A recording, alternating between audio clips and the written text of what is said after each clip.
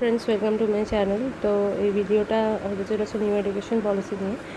আমি জানি মোটামুটি তোমরা সবাই নিউ এডুকেশন পলিসি সম্পর্কে কিছু না কিছু তো জানোই, কিন্তু হলিস্টিকলি একটা নলেজ দিতে আমি এই ভিডিওটা শ্যুট করছি। এছাড়াও আমাকে আই থিঙ্ক একজন রিকোয়েস্টও করেছিল। তো চলো স্টার্ট করা যাক। আচ্ছা, এই আর একটা কথা স্টার্ট করার আগে বলে দিই, আমি ডেসক্রিপশন বক্সে যে গভর্নমেন্টের যে সোর্সটা থেকে, যে ড্রাফটটা থেকে, অ্যাকচুয়ালি যে নিউ এডুকেশন পলিসির যে ড্রাফটটা, সেটা থেকে এই ভিডিওটা বানিয়েছি, ঠিক আছে? সেটা থেকে পড়েই আমি ওই ড্রাফটার লিঙ্ক তোমাদের ফার্স্ট আমার কমেন্ট বক্সের যে ফার্স্ট কমেন্টটা থাকবে সেটাই হচ্ছে ওই ড্রাফটটা থাকবে। তো যদি কেউ ইন্টারেস্টেড হও, তুমি ড্রাফটটা যদি দেখতে চাও তো দেখে নিতে পারো। এবার চলো স্টার্ট করা যাক। তো প্রথম কথা হচ্ছে এডুকেশন পলিসিটার কী দরকার। তো অ্যাকচুয়ালি এই যে কোনো পলিসি হচ্ছে একটা গাইডিং প্রিন্সিপাল, ঠিক আছে? তোমাকে গাইড করবার জন্য এটার দরকার। যেমন স্কুলে আমাদের কি থাকতো, একটা রুটিন থাকতো, তো সেটা অনুযায়ী আমাদের স্কুলে ক্লাস হতো বা কলেজেও তাই হতো। তো সেই রকম একটা যাতে একটা গাইড করতে পারে গভর্নমেন্টকে, যে আচ্ছা এভাবে এভাবে এডুকেশন পলিসিটাকে নিয়ে গেলে আমাদের দেশের ভালো হবে। তো সেই জন্যেই এইরকম একটা কম্প্রিহেন্সিভ গাইড বা একটা ফ্রেমওয়ার্ক তৈরি করার কথা বলা হয়েছে। তোমরা দেখেছো যে সুপ্রিম কোর্ট কিছুদিন ধরে ভ্যাকসিনের ফ্রেমওয়ার্ক তৈরি করার কথা বলছে। তো যে কোনো ফ্রেমওয়ার্ক তৈরি করার একটাই উদ্দেশ্য, যাতে কাজটাকে, গভর্নমেন্টের যে কাজটা আছে, যে উদ্দেশ্যটা আছে, সেটাকে পূরণ করা যেতে পারে। আচ্ছা দেখো, প্রথম যে এটা তো প্রথম নিউ এডুকেশন পলিসি নয়। তো প্রথম এডুকেশন পলিসি 1968-এ ডি কোঠারি এনার নেতৃত্বে যে একটা এডুকেশন যে কমিশন হয়েছিল, তারা একটা প্রথম যে ড্রাফটটা দিয়েছিল সেটাই হচ্ছে ফার্স্ট এডুকেশন পলিসি। এবং এটা 1968-তে এটা প্রকাশিত হয় বা ক্যাবিনেট এটাকে পাশ করে, ঠিক আছে? এবং এই সময় প্রধানমন্ত্রী গিয়েছিলেন, যারা তোমরা আমার প্রধানমন্ত্রী রিলেটেড ভিডিওটা দেখছো তারা তো জানোই, প্রধানমন্ত্রী ইন্দিরা গান্ধী ছিলেন, শ্রীমতী ইন্দিরা গান্ধী। আচ্ছা, সেকেন্ড এডুকেশন পলিসি 1986-এ এসেছিলো, এটা রাজীব গান্ধীর সময় এসেছিলো, রাজীব গান্ধী যখন প্রধানমন্ত্রী ছিলেন। আর এই 1986-এ যে এডুকেশন পলিসিটা এসেছিলো সেটাকে কিছুটা রিভাইজড করা হয় পিভি নরসিমহা রাওয়ের সময় 1992-তে।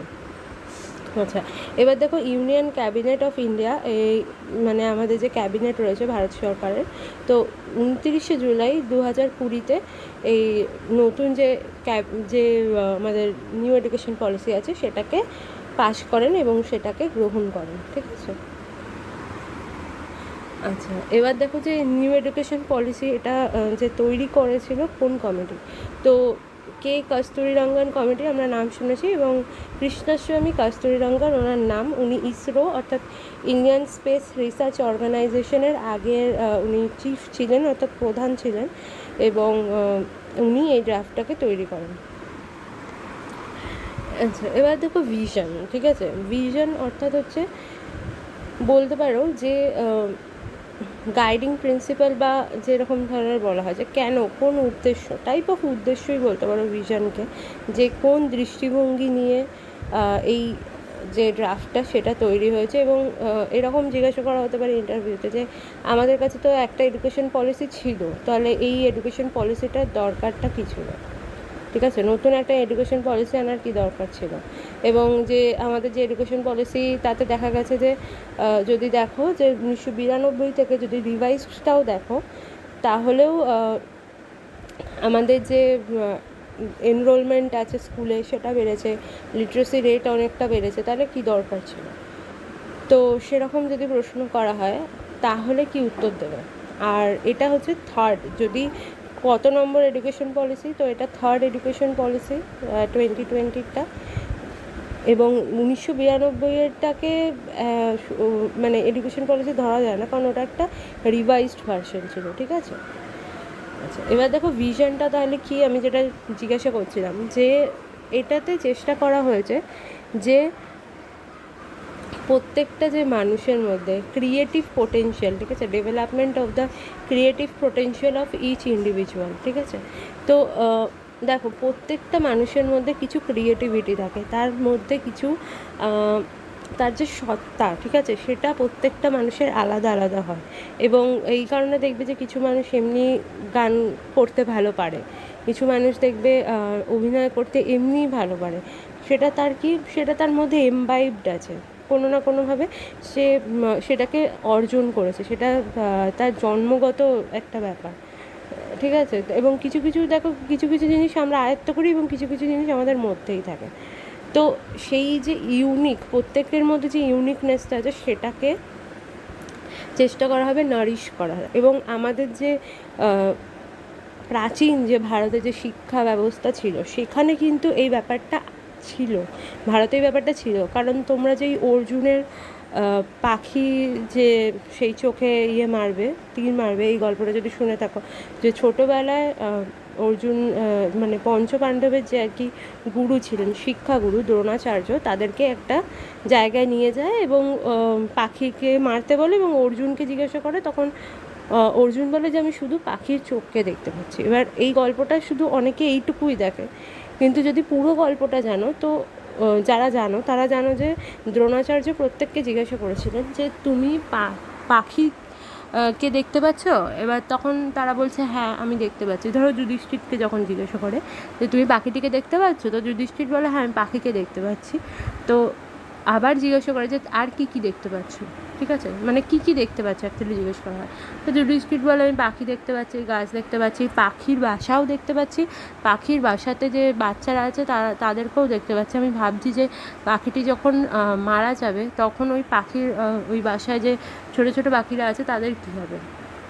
তো তখন দ্রোণাচার্য এটা তাকে তীরটা মারতে তো বারণই করেন এবং এটা বুঝতে পারেন যে ওর যে যুধিষ্ঠিরের যে কোয়ালিটি সেটা হচ্ছে রাজা হওয়ার কোয়ালিটি বা প্রশাসক হওয়ার কোয়ালিটি, ঠিক আছে। সে সবার কথা ভাবতে পারে, শুধুমাত্র সে পাখিকে মারার কথা হচ্ছে তো পাখির কথা ভাবছে না, পাখির যে বাচ্চারা তাদের কথাও ভাবছে। তো এর ফলে কি যে প্রত্যেকের ইন্ডিভিজুয়ালিটি সেটার একটা সেই অনুযায়ী কিন্তু দেখো পঞ্চপাণ্ডবকে শিক্ষা দেওয়া হয়েছিল। অর্জুন ভালো তীর চালাতে পারতো, একজন ভীম ভালো গদা চালাতে পারতো। তো সেই রকমই যে প্রত্যেকের ইউনিক একটা ইন্ডিভিজুয়াল আছে, তো সেই ইন্ডিভিজুয়ালের যে ইন্ডিভিজুয়ালিটি সেটাকে নারিশ করা, সেটাকে ভালো মতো করে আরও বৃদ্ধি করা, সেটা চেষ্টা করা হবে এই নিউ এডুকেশন পলিসিতে। আর একটা দেখো তো এইটাও দেওয়া আছে, এটা অ্যাকচুয়ালি এই ড্রাফটটা থেকেই আমি নিয়েছি পুরোটা। ইউনিক ক্যাপেবিলিটিটাকে আরও বেশি এনফোর্স করা হবে, ঠিক আছে। এছাড়াও মাল্টি ডিসিপ্লিনারি অ্যাপ্রোচ নেওয়া হবে, মানে ধরো কেউ ফিজিক্স পড়ছে, তার সাথে তাকে শুধু ফিজিক্স সাথে যদি আমি হিস্ট্রি পড়বো তো তাকে হিস্ট্রিও পড়ানো হবে। এবং দেখো এটার একটা ইমপ্লিকেশন আছে, যদি তোমাকে জিজ্ঞাসা করে যে আচ্ছা মাল্টি ডিসিপ্লিনারি যে অ্যাপ্রোচ সেটা কেন নেওয়া হবে, ঠিক আছে। তো সেখানে ব্যাপারটা হয়, ধরো একটা ড্যাম বানানো হবে, কোনো একটা জায়গায় একটা ড্যাম বানানো হবে এবং একজন ইঞ্জিনিয়ার, তাহলে ড্যামের যে পরিকল্পনা কারা করে, একজন ইঞ্জিনিয়ার করে। এবার ইঞ্জিনিয়ারদের যে পড়াশোনা হয় সেটা কি হয়, শুধুমাত্র যে তাদের ওই মানে তাদের কাজ নিয়ে বেসিক্যালি, ধরো সিভিল ইঞ্জিনিয়ার তার সাবজেক্ট নিয়ে পড়ে, যে ইলেকট্রনিক্স ইঞ্জিনিয়ার সে তার সাবজেক্ট নিয়ে পড়ে, কিন্তু যে বড় আসপেক্টটা সেটা কোনো না কোনোভাবে ইগনোরড হয়ে যায়। যেমন ধরো কোনো একটা জায়গায় ড্যাম বানানো হচ্ছে, তো সেখানে শুধু যে ড্যাম বানানোর ফলে সেই প্রকৃতির কতটা ক্ষতি হবে, যে উন্নতিটা সেখানে হবে সেটা কি সেই প্রকৃতির যে ক্ষতিটা হচ্ছে, যে প্রাকৃতিক ক্ষতিটা হচ্ছে সেটাকে কি কম্পেনসেট করতে পারবে। এবার সেইটা নির্ধারণ কে করবে, অ্যাকচুয়ালি করা উচিত এই ইঞ্জিনিয়ারদের, কিন্তু তাদের তো সেরকম পড়াশোনাই করানো হয় না, তাদেরকে তো শুধু তাদের সাবজেক্টটুকুতে গণ্ডিবদ্ধ করা হয়। তাহলে তাদেরকে এনভায়রনমেন্ট সম্পর্কেও তারা যদি একটু জানে তাহলে তাদের মধ্যে সেই ব্যাপারটা আসবে। তো সেরকমভাবে মাল্টি ডিসিপ্লিন আনতে হবে, এইটাই এই জন্যই মাল্টি ডিসিপ্লিনারি অ্যাপ্রোচের দরকার আছে, ঠিক আছে। এই কারণেই দেখবে যে কোনো বড় বড় পরীক্ষা, যেমন সিভিল সার্ভিসের যে পরীক্ষা হয় সেখানে প্রত্যেকটা সাবজেক্ট পড়ানো হয়। সেটার কারণ কী, সেটার কারণ হচ্ছে এটাই, যাতে সে কোনো একটা কাজ করতে গেলে শুধু একদিকে একভাবে না পাবে, একটা মাল্টি ডিসিপ্লিন চারিদিকে একটা 360 ডিগ্রি তার একটা ভিউ তৈরি হয়। আচ্ছা, এবার দেখো emphasis on conceptual understanding, concept, কোনো জিনিসের কনসেপ্টকে বেশি গুরুত্ব দেওয়া হবে রাদার দ্যান ইনফরমেশন। যেমন ধরো কেউ ইতিহাস পড়ছে, ঠিক আছে। এবার ইতিহাসে আমাদের ছোটোবেলায় স্কুলে এত বাজেভাবে ইতিহাসকে পড়ানো হয়, যেখানে শুধু মুখস্থ করানো হয়, শুধু কিছু ডেটাকে আমাদেরকে মুখস্থ করানো হয়, এবং এখনও কাইন্ড অফ সেটাই চলছে। কিন্তু এখন যে নতুন শিক্ষানীতিটা আনা হয়েছে, সেটাতে কী করা হবে, যে কনসেপচুয়াল কোনো জিনিসের কনসেপচুয়াল আন্ডারস্ট্যান্ডিং আনা হবে। ধরো যদি অশোক যদি পড়ানো হয়, তাহলে অশোক পড়ানো হলে যে মৌর্য সাম্রাজ্যে যে অশোক যে আছেন, মৌর্য সম্রাট, তো তার সে মানে কীভাবে কত সালে অ্যাকচুয়ালি রাজ্য অভিষেক তার হয়েছিল, সেটার থেকে বেশি ইম্পর্টেন্স কিসে দেওয়া হবে, যে সে কীভাবে আস্তে আস্তে একটার পর একটা, যে এত বড় যে রাজ্য ছিল, কীভাবে কলিঙ্গ বিজয়ের পর থেকে সে প্রত্যেকটা রাজ্যকে আস্তে আস্তে ধরে রাখলো, এই রকম যে কনসেপ্টের ওপর বেশি গুরুত্ব দেওয়া হবে রাদার দ্যান কোনো জিনিসের ইনফরমেশনের ওপর, ঠিক আছে। তার কারণ এখন তো এই ডেটার ওপর, কারণ এখন তো গুগল আছে, এমনিতেই তুমি সার্চ করলে সেগুলো পেয়ে যাবে, কিন্তু কনসেপ্টটা বুঝতে হবে, ঠিক আছে। তো এবং ক্রিয়েটিভিটি এবং ক্রিটিক্যাল থিঙ্কিংটা আনার চেষ্টা করা হচ্ছে বারবার। এই ড্রাফটায় ক্রিটিক্যাল থিঙ্কিংয়ের কথা বলা হচ্ছে। যেমন ধরো বাচ্চাবেলায় কী করা হয়, যে ছোটোবেলায় বাচ্চাদেরকে দেখবে একটা জিনিস তাদের মা বাবা বা আশেপাশের লোকজন এটা খারাপ এটা শেখানো হয়। তো বাচ্চারা জেনারেলি নিজেরা একটা বয়সের পর গিয়ে তোমাকে যদি এত সমস্ত সময় যদি তোমাকে ডমিনেট করা হয়, তাহলে দেখবি তোমার যে বিচার বিবেচনা, যে তোমার যে বুদ্ধিটা, সেটা কাইন্ড অফ চলে যায়, এবং ওই ক্রিটিক্যাল থিঙ্কিংটা ঠিক আসে না, যে আচ্ছা এটা কি সত্যি ভালো, যে বিবেচনা বা বিশ্লেষণাত্মক ক্ষমতা যেটাকে বলে, ঠিক আছে। ক্রিটিক্যাল থিঙ্কিংয়ের বাংলা হবে বিশ্লেষণাত্মক ক্ষমতা। তো সেই বিশ্লেষণ করার ক্ষমতাটা কোনোভাবে চলে যায়, তো সেটাকে আনার চেষ্টা করা হবে। এছাড়াও কী হবে, এথিক্স, হিউম্যান ভ্যালুস, যেমন empathy, respect for others, cleanliness, এগুলোকে বাচ্চাদের ছোটো থেকে শেখানো হবে। আশা করছি তার সাথে এটাও শেখানো হবে যে মহিলাদেরকে কীভাবে সম্মান করা উচিত। কারণ দেখো, একটা বয়সের পর গিয়ে তুমি এই যে মহিলাদের ওপর এত মানে অত্যাচার হয়, এত রেপ হয়, এত কিছু হয়, অ্যাসিড অ্যাটাক হয়, তো তুমি একটা বয়সের পর গিয়ে যদি একটা ছেলেকে সেগুলো মাথায় এমবাইব করাও, তো সে কিন্তু সেটা বুঝতে পারবে না। কারণ সে ছোটোবেলা থেকে যখন দেখছে যে তার মার সাথে ইল বিহেভিয়ার হচ্ছে, তো সে ভাবছে যে এটাই নর্মাল, ঠিক আছে। এবং তাকে যে এটা নর্মাল নয় সেটা শেখাতে হবে। তো সেটা যদি তাকে ধরো কোনো কোর্সের মধ্যে তার সেটাকে কোনোভাবে তার পাঠ্যসূচির অংশ করা যায়, এবং যদি এই এথিক্সগুলো, যে হিউম্যান বিহেভিয়ার, ঠিক আছে, কীভাবে কারোর সাথে বিহেভ করা উচিত, কীভাবে একজন ভালো সিটিজেন হওয়া যায়, তো সেটা যদি শেখানো যায়, তাহলে দেখবে এমনিতেই যে ক্রাইম রেট আছে সেগুলো কমে আসবে। এবং এগুলো বলা হয়েছে, ঠিক আছে। আমি এই প্রত্যেকটা যে লাইন তোমাদের পড়াচ্ছি, এগুলো আমি ওই ড্রাফটটা থেকেই নিয়েছি, এগুলো উদ্দেশ্য হিসেবে এগুলো বলা হয়েছে। তার সাথে কার্টেসি, তারপরে ডেমোক্র্যাটিক যে স্পিরিট, ঠিক আছে, তারপরে স্পিরিট অফ সার্ভিস, তারপরে respect for public property, scientific temper. এই সায়েন্টিফিক টেম্পারের কথা আমাদের ফান্ডামেন্টাল ডিউটিসেও আছে, যে আমাদের প্রত্যেকজন নাগরিকের সায়েন্টিফিক টেম্পার থাকতে হবে। সায়েন্টিফিক টেম্পার মানে কি, বৈজ্ঞানিক যে ভাবনা চিন্তা, যে এই যে লোকে বলছে যে কী বলে, গোমূত্র খেলেই কোভিড সেরে যায়, তো সেটা কতটা বৈজ্ঞানিকভাবে সত্যি? আদৌ কি গোমূত্রতে সেরকম কোনো উপাদান আছে যেটা খেলে কোভিড সারতে পারে? সেটার কতটা রিসার্চ হয়েছে? এই রকম যে চিন্তাভাবনা, সেটাকেই সায়েন্টিফিক টেম্পার বলে। তো এইখানে এই ভিশন হিসেবে এগুলোকেই দেওয়া হয়েছে, ঠিক আছে, নিউ এডুকেশন পলিসিতে। আর ইকুইটি অ্যান্ড ইনক্লুশন, যাতে সবাই, বাচ্চারা যে আছে তারা যাতে সবাই সমানভাবে শিক্ষার অধিকার পেতে পারে, সবাইকে ইনক্লুড করা হয়, এবং সবাই যাতে হাই লেভেল, দেখো শিক্ষা আমাদের এখন যেরকম অবস্থা ভারতে, সবাই হয়তো শিক্ষিত হতে পারছে। শিক্ষিত হওয়া যদি স্বাক্ষর হওয়া হয় তো সমার্থক হয়, সেটা তো নয়। কিন্তু স্বাক্ষর হওয়ার কিন্তু সমার্থক নয়। শিক্ষিত হওয়া আলাদা জিনিস, স্বাক্ষর হওয়া আলাদা জিনিস। কিন্তু ভারতে এখন যা অবস্থা, সেটা লোকজন সাক্ষরতা হয়তো পাচ্ছে, বাট শিক্ষিত প্রপারলি হতে পারছে না, বিকজ অফ দ্য লোয়ার কী বলবো, লোয়ার লেভেলের যে এডুকেশনের যে কোয়ালিটি, মানে তুমি ধরো একটা বড় স্কুলে যাচ্ছ, সেখানকার যে এডুকেশন কোয়ালিটি সেটা খুব ভালো, বা ভালো কলেজে গেলে এডুকেশন কোয়ালিটিটা ইজ ভেরি গুড। কিন্তু যেই তুমি নিচু লেভেলে চলে যাচ্ছ, তখন তুমি দেখছো যে এখানে পোর এডুকেশন, যে কোয়ালিটিটা পোর এডুকেশন হয়ে যাচ্ছে। বেসরকারি স্কুলে ভালো এডুকেশনের কোয়ালিটি, বাট সরকারি স্কুলে কি হয়ে যাচ্ছে, যদিও সরকারি স্কুলের অনেক টিচার কিন্তু বেসরকারি স্কুলের যারা পড়াচ্ছে তাদের থেকেও অনেক বেশি ভালো তাদের কোয়ালিফিকেশান, কিন্তু তারা ঠিকমতো পড়াচ্ছে না due to lack of accountability, তাদের অ্যাকাউন্টেবিলিটিটা কম। তো সেই রকম ব্যাপারগুলো চলে আসছে, সেটাকে যাতে সরানো হয় সেই জন্য চেষ্টা করা হবে। আচ্ছা, আর একটা দেখো, এটা বলা হয়েছে যে কগনিটিভ একটা ফাউন্ডেশনাল ক্যাপাসিটি একটা তৈরি করা হবে, এবং যে কগনিটিভ যে ক্যাপাসিটিগুলো সেগুলোকে বিল্ড করা হবে। শুধু কগনিটিভ ক্যাপাসিটি বিল্ড করা হবে, তাই তার সাথে সাথে যে ফাউন্ডেশনাল যে ক্যাপাসিটি, যে বেসিক নিউমেরেসি থাকবে সকলের, এছাড়াও এই রকম কিছু বলা হয়েছে। আর এই যে বেসড হবে, এইটা কিসের ওপর বেসড হবে, এটা হচ্ছে ইন্ডিয়ার যে নলেজ, যে আগে যে আমি যে এনশিয়েন্ট কালচার, এনশিয়েন্ট নলেজের কথা তোমাদের বললাম, যেখানে কি বলা হতো যে পারসিউট অফ জ্ঞান, knowledge, wisdom, Pragya and truth was always considered the goal of human life. ঠিক আছে, তুমি যদি উপনিষদ পড়ো তো দেখবে সেখানে বলা হয়েছে যে মানুষের জীবনের যে লক্ষ্য কী, সেখানে আমাদের যে অ্যাকচুয়াল যে ভারতে যে প্রাচীন গ্রন্থ রয়েছে সেখানে বলা আছে যে মানুষের জ্ঞান অর্জনই হচ্ছে মানুষের জীবনের প্রধান লক্ষ্য। ঠিক আছে, তো এই যেটা একদম ওয়েস্টার্ন ফিলসফির থেকে যেটা একদম আলাদা, তো তার ওপর বেস করে এই নতুন শিক্ষানীতিকে চালনা করা হয়েছে।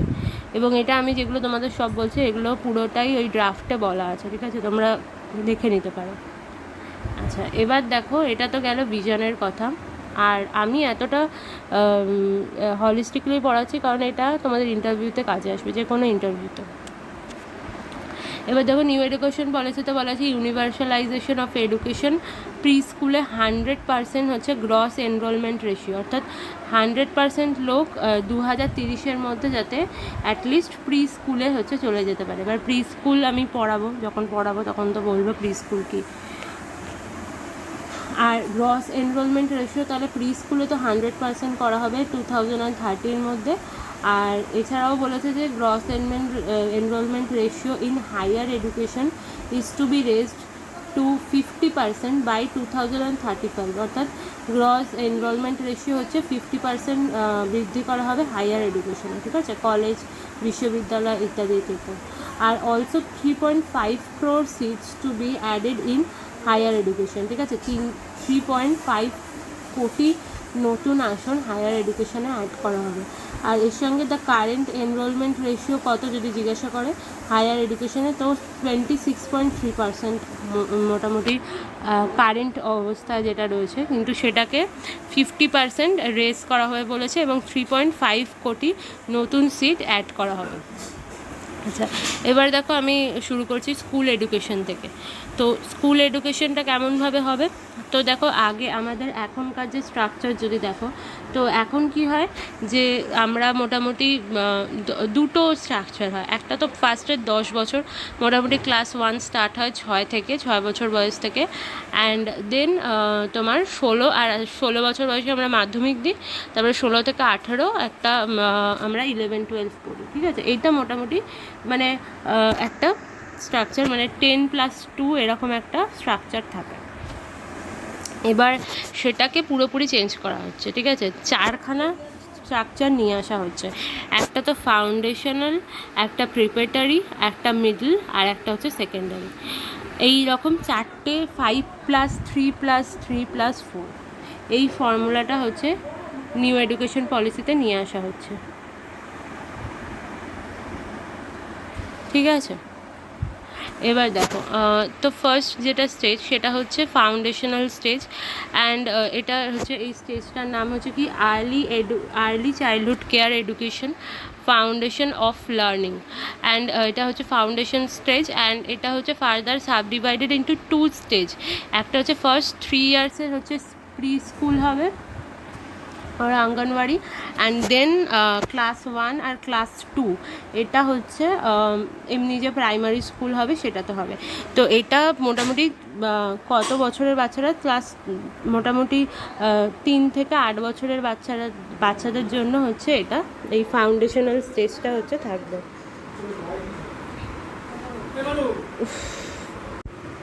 সো এখানে কি হবে যে মোটামুটি 3 বছর বয়স থেকে পড়াশোনা স্টার্ট হয়ে যাবে, যেটা এখন 6 বছর বয়স থেকে স্টার্ট হয়। যদিও যারা বেসরকারি স্কুলে ভর্তি করে তাদের তো 3 বছর বয়স থেকে স্টার্ট হয়ে যায়, কিন্তু আঙ্গনওয়াড়ি এখন যেটা আছে সেটার অবস্থা মোটেই ভালো না, ঠিক আছে? সেখানে ছোটোবেলায় বাচ্চারা গেলেও অবস্থা খুব একটা ভালো না। তো সেটাকে একটু চেঞ্জ করা হবে এবং 3 বছর থেকে 8 বছর বয়স পর্যন্ত মোটামুটি এই আর্লি চাইল্ডহুড কেয়ার এটা থাকবে। এবং সেটাকে প্রথমেই বললাম যে 2টো পার্টে ভাগ করা হবে। প্রথম 3 বছর তারা প্রি স্কুলে যাবে, মানে যেটাকে ওই তোমার বিভিন্ন নামে ইয়ে করা হয়, অনেকে বলে মন্টেসরি বিভাগ, অনেকে বলে তোমার বিভিন্ন স্কুলে বিভিন্ন নামে ডাকা হয়। তো সেইটা প্রি স্কুল হবে। আর এছাড়াও যাদের ধরো প্রি স্কুলের ওভাবে কোনো ভালো প্রি স্কুলে যাওয়ার সুবিধা নেই, তো তারা কী করবে, জেনারেলি অঙ্গনওয়াড়িতে চলে যাবে। আর এই প্রথম 3 বছর অঙ্গনওয়াড়ি বা প্রি স্কুল কাটিয়ে ক্লাস 1 আর 2 কাটাবে হচ্ছে কোনো প্রাইমারি স্কুলে, ঠিক আছে?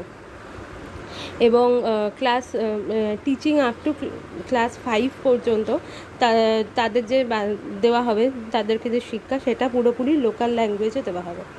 আচ্ছা, এবার দেখো শুধুমাত্র যাতে ইউনিভার্সালাইজ হয় ব্যাপারটা, যে দেওয়া আছে যে for universal access to ECCE অর্থাৎ আর্লি চাইল্ডহুড কেয়ার এডুকেশনে যাতে ইউনিভার্সালাইজেশন হয়, যাতে সবাই সেটা সেমভাবে পায়, তাই জন্য আঙ্গনওয়াড়িগুলোকে স্ট্রেনথেন করা হবে, হাই কোয়ালিটির তৈরি করা হবে এবং ইনফ্রাস্ট্রাকচার সেখানে ভালো করা হবে।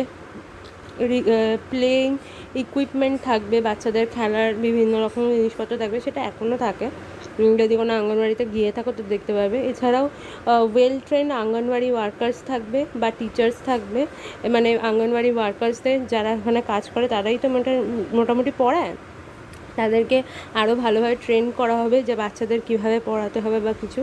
And every anganwadi will have a well ventilated, well design, child friendly and well constructed building with a enriched the learning environment, ঠিক আছে? তাহলে এমন একটা বিল্ডিং থাকবে যেখানে ওয়েল ডিজাইন হবে, ওয়েল ভেন্টিলেটেড হবে, আর এটা চাইল্ড ফ্রেন্ডলি হবে, ঠিক আছে? এবং এখানে এছাড়াও এটাও বলা আছে, আমি এটা ইনক্লুড করিনি, যেখানে এই যে আঙ্গনওয়াড়িগুলো আছে সেখানে মাঝে মাঝে প্রাইমারি স্কুলের টিচাররা আসবে, তারা বাচ্চাদের সাথে ইন্টারাক্ট করবে, যাতে বাচ্চারা খুব তাড়াতাড়ি প্রাইমারি স্কুলে গিয়ে নিজেরা মানিয়ে নিতে পারে, এটাও বলা আছে। আমি এটা ইনক্লুড করেছি, মানে ওইটা খুঁজে তার কারণ যাতে এটা বলা যায়, ইন্টারভিউতে জিজ্ঞাসা করলে যাতে এটা বলতে পারে। আচ্ছা, এবার দেখো প্রিপারেটরি স্টেজ, তাহলে ওটা চলে গেল ফাউন্ডেশনাল স্টেজ, তাহলে একটা জিনিসের ফাউন্ডেশন তৈরি হয়ে গেল।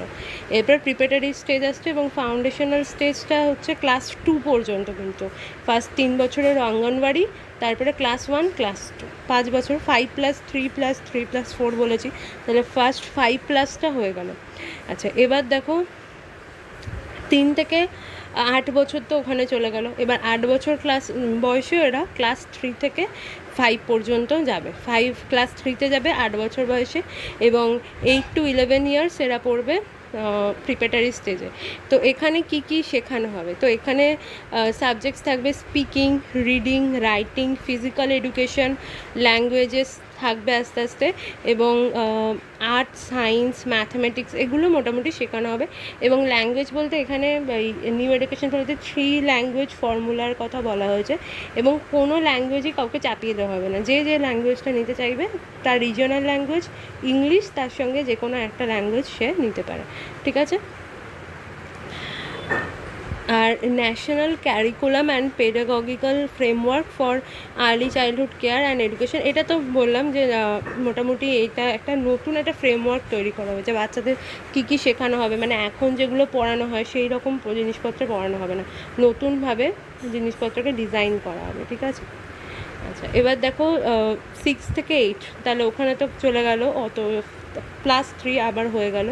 এবার ক্লাস 6 থেকে 8-এ কী কভার করা হবে? এটা হচ্ছে 11 থেকে 14 বছরের জন্য এবং এখানে it will introduce students to the more abstract concept in subjects of mathematics, sciences, social sciences, arts and humanities. আস্তে আস্তে গভীরে ঢোকা হবে, আরও নতুন নতুন কনসেপ্ট বাচ্চাদেরকে শেখানো হবে। এবং এখানে ক্লাস 6 থেকে যেটা বলা হচ্ছে যে কোডিং শেখানো হবে, ঠিক আছে। এবং বাচ্চাদেরকে যে টেকনোলজিক্যাল বিভিন্ন জিনিস, এখন যে নতুন জিনিসপত্র চলে এসেছে, যেমন internet of the things, big data, এই জিনিসগুলো, এইগুলো যাতে তারা পরবর্তীকালে সেগুলো কাজ করতে পারে, ঠিক আছে। যে ভার্চুয়াল রিয়ালিটি যে চলে এসছে, সেই টাইপের জিনিসপত্রও চলে আসবে। আজ থেকে 10 বছর পর বা 15 বছর পর আদৌ স্কুল ইনস্টিটিউশনটা আদৌ থাকবে কিনা সেটার একটা বড় কোয়েশ্চেন মার্ক। তো সেরকমভাবে যাতে নতুন টেকনোলজির সাথে যাতে বাচ্চারা অ্যাডাপ্ট করতে পারে তাড়াতাড়ি, সেটার ওপর গুরুত্ব দেওয়া হবে। আর ভোকেশনাল এডুকেশন স্টার্ট হয়ে যাবে ক্লাস 6 থেকে। এবং এছাড়াও এখানে ইন্টার্নশিপ বলেছে যে ক্লাস 6 থেকে ভোকেশনাল এডুকেশন স্টার্ট হবে এবং তারা ইন্টার্নশিপ করতে পারবে। তো সেটা জানি না আমি কতদূর হবে, বাট এটা তো বলা তো আছে। এবার দেখো সেকেন্ডারি স্টেজ কত অবধি থাকবে। তো সেকেন্ডারি স্টেজ হচ্ছে মোটামুটি ক্লাস 9 থেকে হচ্ছে ক্লাস 12 পর্যন্ত। আর এটা কভার করবে 14 থেকে 19 বছর বয়সের বাচ্চাদের, মানে কী বলবো, কিশোরী এবং কিশোরদের। And it is again subdivided into 2 parts. তাহলে ক্লাস 9 আর class 10 covering the first phase, আর ক্লাস 11 আর ক্লাস 12, ঠিক আছে। আর this 4 years of study are intended to inculcate the multidisciplinary study coupled with the depth and critical thinking, ঠিক আছে। তাহলে মাল্টিডিসিপ্লিনারি হবে, আর যাতে ক্রিটিক্যাল থিঙ্কিং, যেটার কথা আমি আগেই বললাম, ভিশনেই বললাম, যাতে সেটা বাচ্চাদের মধ্যে আসতে পারে, ইনকালকেট হতে পারে, সেটা চেষ্টা করা হবে। আর অত বেশি যে মাধ্যমিক, উচ্চ মাধ্যমিকের এখন যে বেশি বিশাল একটা মানে ইম্পর্টেন্স, সেটা অতটা আর থাকবে না। আর এটা যেটা বললাম আমি, যে board exam will be continued to be held class 10 আর 12, but it will be redesign, ঠিক আছে। রিডিজাইন হবে এবং একটা অ্যাসেসমেন্ট বডি তৈরি করা হবে, তার নাম হবে Parag, performance assessment review and analysis of knowledge for holistic development. একটা নতুন বডি তৈরি হবে, তারাই সমস্ত কিছু ঠিক করবে, সমস্ত কিছু রিডিজাইন করা হবে। আর কোডিংয়ের কথা তো বলে দিলাম, ক্লাস 6 থেকে কোডিং স্টার্ট করা হবে। আর মিড ডে মিলটাকে এক্সটেন্ড করা হবে। কী হবে, শুধুমাত্র যে এখন যেরকম শুধু দুপুরের খাওয়াটা দেওয়া হয় সেটাই হবে না, ব্রেকফাস্টও মিড ডে মিল দেওয়া হবে বলে ভাবা হচ্ছে। আর প্রাইমারি হেলথ, মেন্টাল হেলথ, এইসবের দিকে বাচ্চাদের নজর দেওয়া হবে। এবার হায়ার এডুকেশন নিয়ে কথা হবে। তো হায়ার এডুকেশন দেখো 4 বছরের মোটামুটি একটা ডিগ্রি কোর্স হবে। এখন যেটা 3 বছর হয় সেরকম 4 বছর হবে, কিন্তু ব্যাপারটা এরকম হবে যে 4 বছর হলে 4 বছর পড়ার পর কেউ চাইলে রিসার্চ করতে পারে, অর্থাৎ পিএইচডির জন্য সে এনরোল করতে পারে। এখন কি হয়, 3 বছর প্রথমে হয়তো তুমি কোনো একটা সাবজেক্ট পড়ছো, 3 বছরে তোমাকে অনার্স পড়তে হয় বা পাসে পড়তে হয়, তারপরে তোমাকে মাস্টার্স করতে হয়, তারপরে মানে 5 বছরের পড়াশোনার পর গিয়ে তুমি এমফিল করো। জেনারেলি এমফিল না করলে পিএইচডিতে চান্স পাওয়া যায় না। এমফিল 2 বছরের হয়, তারপরে গিয়ে লোকে পিএইচডি করে।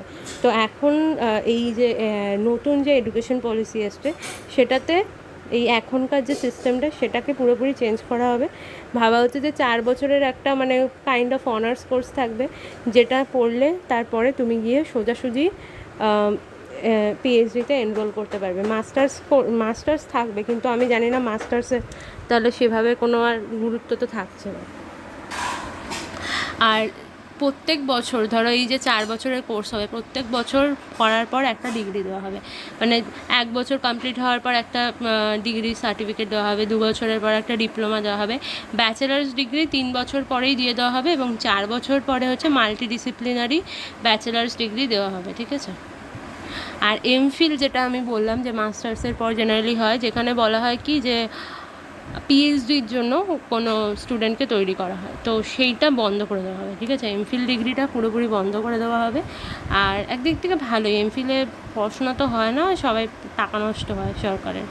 আর এই higher education council of India will be set up to regulate the higher education, ঠিক আছে। হায়ার এডুকেশন কাউন্সিল তৈরি হবে, যেটা হায়ার এডুকেশনকে রেগুলেট করবে। আর হিউম্যান রিসোর্স ডেভেলপমেন্টের নাম বদল করে রাখা হবে মিনিস্ট্রি অফ এডুকেশন।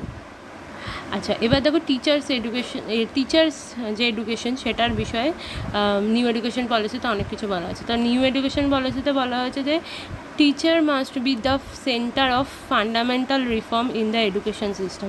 ঠিক আছে, তো টিচারকে চেঞ্জ মেনলি আনতে হবে, তো টিচারকেই, যতই গভর্নমেন্ট যাই পলিসি নিক বা অন্য কেউ তো এসে চেঞ্জ করতে পারবে না, টিচাররাই পড়াবে, টিচারদেরকেই চেঞ্জ আনতে হবে। আর the new education policy must help re-establish teachers at all levels and most respected and essential. হ্যাঁ, তো এখানে কি বলা আছে যে টিচার্সদেরকে নতুনভাবে ট্রেন করা হবে যাতে তারা প্রপারলি পড়াতে পারে। এবং জেনারেলি আমি যেরকম দেখেছি অনেক টিচার্সরা আছে, স্কুল বলো কলেজ বলো যেখানেই বলো, যে যারা ভালো স্টুডেন্ট তাদেরকে বেশি গুরুত্ব দেওয়া হয়, এবং যারা একটু দুর্বল তাদেরকে আমি দেখেছি অনেক ক্ষেত্রে, আমি সব টিচারের কথা বলবো না, বাট অনেক ক্ষেত্রে তাদেরকে কম গুরুত্ব দেওয়া হয়। যারা দুর্বল তাদেরকে কম গুরুত্ব দেওয়ার ফলে তারা এমনি দুর্বল পড়াশোনাতে, তাদেরকে যদি কম গুরুত্ব দেওয়া হয় তাহলে তো আরোই তারা দুর্বল হয়ে যাবে। তো এই যে সবসময় ভালো স্টুডেন্টকে আমি গুরুত্ব দেবো, সবসময় যে ভালো মার্কস পাচ্ছে সেই ভালো, আর যে একটু মার্কস কম পেলো তাকে যে একটা খারাপ নজরে দেখা, সেটার একটা চেঞ্জ আনার কথা ভাবা হচ্ছে আমার যতদূর মনে হয় এই পলিসিটা পড়ে। আর 4 ইয়ারের একটা ব্যাচেলার অফ এডুকেশন একটা স্টার্ট করা হবে, যেটা মিনিমাম রিকোয়ারমেন্ট হয়ে যাবে 2030 পর্যন্ত, মানে 2030-এর মধ্যে যাদের বিএড ডিগ্রি অলরেডি আছে, আমি জানি না তারা কি করবে, তার কারণ 2030-এ 4 বছরের, মানে 2030 থেকে যে রিক্রুটমেন্ট হবে সেখানে 4 বছরের ব্যাচেলার অফ এডুকেশনস ডিগ্রি তাদেরকে থাকতেই হবে। মানে বিএড এখন 4 বছরের হয়ে গেলো, মানে ধরো কেউ 12 পাস করলে বা তার যদি বিএড পড়ার ইচ্ছা হয় বা টিচার হওয়ার ইচ্ছা হয় তাহলে তাকে 4 বছর পড়তে হবে, ব্যাচেলার অফ এডুকেশন সে হয়ে যাবে, তারপরে সে টিচার হয়ে যাবে। ঠিক আছে, মানে টিচার্সদের জন্য এখন যেমন তোমায় একটা সাবজেক্ট পড়তে হয়, অনার্স পড়তে হয়, তারপরে মাস্টার্স করতে হয়, তারপরে আবার বিএড করতে হয়, তারপরে টিচার হওয়া যায়। ঠিক আছে, তখন ওটা আর হবে না, মানে তুমি ক্লাস 12 পাস করবে, 4 বছর পড়বে, then you will get your bachelor's of education degree, and সেটাতে তোমার হয়তো রিক্রুটমেন্ট হবে। দেন এখানে কি বলা আছে, catalysing the quality of academic research, এখানে একটা নতুন research foundation, national research foundation তৈরি করা হবে যাতে রিসার্চের অনেক বেশি উন্নতি হয়, রিসার্চে ভালো ফান্ড যায় ইত্যাদি। Are the centre and the states will work together to increase the public investment on education. এটা খুব ইম্পর্ট্যান্ট, কত এডুকেশনে কত জিডিপির প্রায় 6% হচ্ছে এডুকেশনে দেওয়া হবে বলে অ্যাটলিস্ট নিউ এডুকেশন পলিসিতে তো বলা হয়েছে। আর নিউ এডুকেশন পলিসি যেটা আমি বললাম যে মাল্টিলিঙ্গুয়ালিজমকে অনেক বেশি প্রমোট করবে, 3টে ভাষা থাকবে এবং তার সাথে ন্যাশনাল ইনস্টিটিউট ফর পালি, পার্সিয়ান আর প্রাকৃত, এই 3টে ভাষার জন্য। ঠিক আছে, পালি, পার্সিয়ান আর প্রাকৃতের জন্য।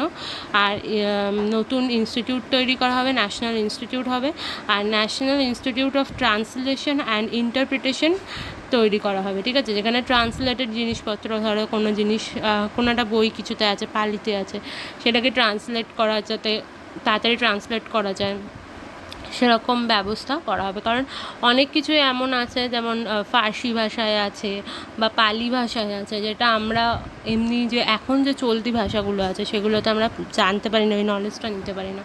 তো সেটার জন্য এই ট্রান্সলেশনের জন্য, ইন্টারপ্রিটেশনের জন্য একটা ইনস্টিটিউট তৈরি করা হবে। তো এই গেল মোটামুটি ভিডিওটা। ঠিক আছে, আমি যতটা মোটামুটি দরকার, যতটা প্রশ্ন আসতে পারে সেখান থেকে আমি বলেছি। আরও আছে, যেখানে ক্রেডিট ব্যাংক তৈরি করা হয় বলেছে স্টুডেন্টদের জন্য, যাতে তারা ক্রেডিট নিতে পারে পড়াশোনার জন্য প্রয়োজন হলে, অনেক কিছু আসে এছাড়া। তো আমি মোটামুটি যে মেন পয়েন্টগুলো তোমাদের বললাম, এর একটা হচ্ছে স্কুল, একটা হচ্ছে হায়ার এডুকেশনের যে মেন পয়েন্ট, আর একটা হচ্ছে টিচার্স এডুকেশনের যে মেন পয়েন্ট। স্কুলের মধ্যে ফার্স্ট যে preparatory stage, secondary stage, preparatory stage, foundational stage, তারপরে